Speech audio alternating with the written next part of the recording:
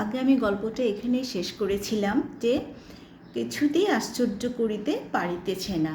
অল্প একটুখানি আছে, এটা আমি পড়ে নেই, এটা সেকেন্ড পার্টে হয়ে যাবে, শেষ হয়ে যাবে একটুখানিতে। শুভার বয়স ক্রমেই বাড়িয়া উঠিতেছে, ক্রমে সে যেন আপনাকে আপনি অনুভব করিতে পারিতেছে, যেন কোনো একটা পূর্ণিমা তিথিতে কোনো একটা সমুদ্র হইতে একটা জোয়ারের স্রোত আসিয়া তাহার অন্তরাত্মাকে এক নূতন অনির্বচনীয় চেতনাশক্তিতে পরিপূর্ণ করিয়া তুলিতেছে। সে আপনাকে আপনি দেখিতেছে, ভাবিতেছে, প্রশ্ন করিতেছে এবং বুঝিতে পারিতেছে না। গভীর পূর্ণিমা রাত্রে সে এক একদিন ধীরে শয়নগৃহের দ্বার খুলিয়া ভয়ে ভয়ে মুখ বাড়াইয়া বাহিরের দিকে চাহিয়া দেখে। পূর্ণিমা প্রকৃতিও শুভার মতো একাকিনী সুপ্ত জগতের উপর জাগিয়া বসিয়া যৌবনের রহস্যে পুলকে বিষাদে অসীম নির্জনতার একেবারে শেষ সীমা পর্যন্ত এমনকি তাহা অতিক্রম করিয়াও থমথম করিতেছে, একটি কথা কহিতে পারিতেছে না। এই নিস্তব্ধ ব্যাকুল প্রকৃতির প্রান্তে একটি নিস্তব্ধ ব্যাকুল বালিকা দাঁড়াইয়া।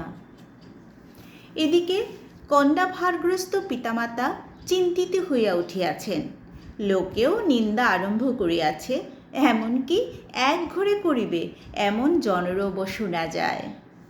বাণীকণ্ঠের সচ্ছল অবস্থা, দুই বেলায় মাছ ভাত খায়, এজন্য তাহার শত্রুর অভাব ছিল না। স্ত্রী পুরুষে বিস্তর পরামর্শ হইল, কিছুদিনের মতো বাণী বিদেশে গেল। অবশেষে ফিরিয়া আসিয়া কহিল, চলো কলিকাতায় চলো। বিদেশ যাত্রার উদ্যোগ হইতে লাগিল। কুয়াশা ঢাকা প্রভাতের মতো শুভার সমস্ত হৃদয় অশ্রু বাষ্পে একেবারে ভরিয়া গেল। একটা অনির্দিষ্ট আশঙ্কা বসে সে কিছুদিন হইতে ক্রমাগত নির্বাক জন্তুর মতো তাহার বাপ মায়ের সঙ্গে সঙ্গে ফিরিত। ডাগর চক্ষু মিলিয়া তাহাদের মুখের দিকে চাহিয়া কি একটা বুঝিতে চেষ্টা করিত, কিন্তু তাহারা কিছুই বুঝাইয়া দিতেন না।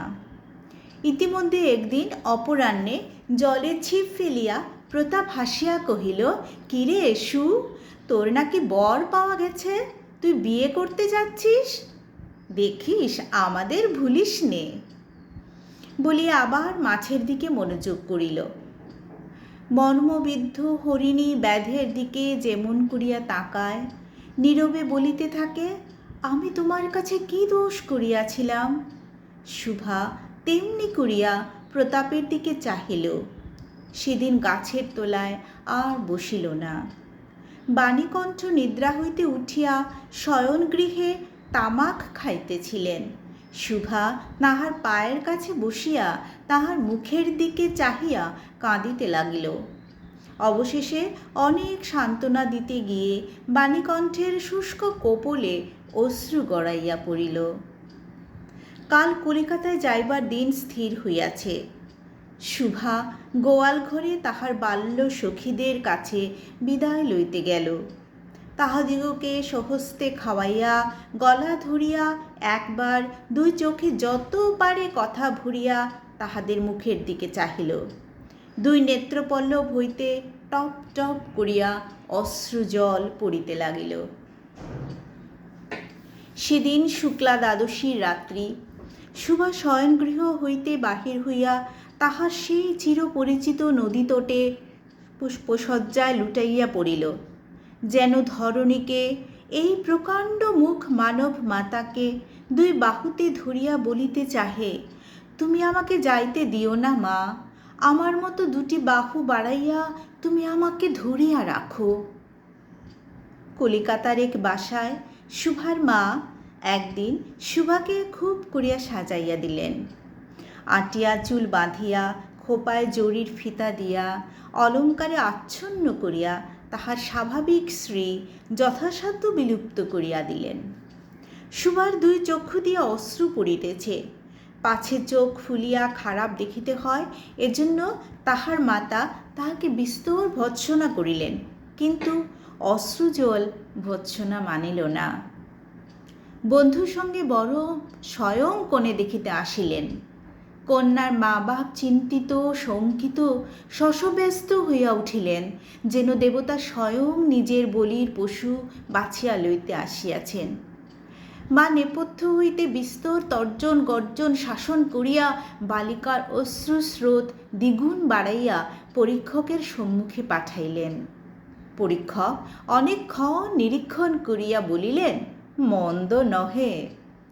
বিশেষত বালিকার ক্রন্দন দেখিয়া বুঝিলেন ইহার হৃদয় আছে, এবং হিসাব করিয়া দেখিলেন যে হৃদয় আজ বাপ মায়ের বিচ্ছেদ সম্ভাবনায় ব্যথিত হইয়া উঠিয়াছে, সে হৃদয় আজ বাদে কাল আমারই ব্যবহারে লাগিতে পারিবে।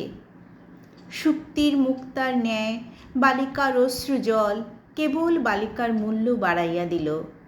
তাহার হইয়া আর কোনো কথা বলিল না। পঞ্জিকা মিলাইয়া খুব একটা শুভ লগ্নে বিবাহ হইয়া গেল। বোবা মেয়েকে পরের হস্তে সমর্পণ করিয়া বাপ মা দেশে চলিয়া গেলেন। তাহাদের জাতি ও পরকাল রক্ষা পাইল। বর পশ্চিমে কাজ করে, বিবাহের অনতিবিলম্বে স্ত্রীকে পশ্চিমে লইয়া গেল। সপ্তাহখানেকের মধ্যে সকলেই বুঝিল নববধূ বোবা। তাহা কেউ বুঝিল না, সেটা তাহার দোষ নহে, সে কাহাকেও প্রতারণা করে নাই।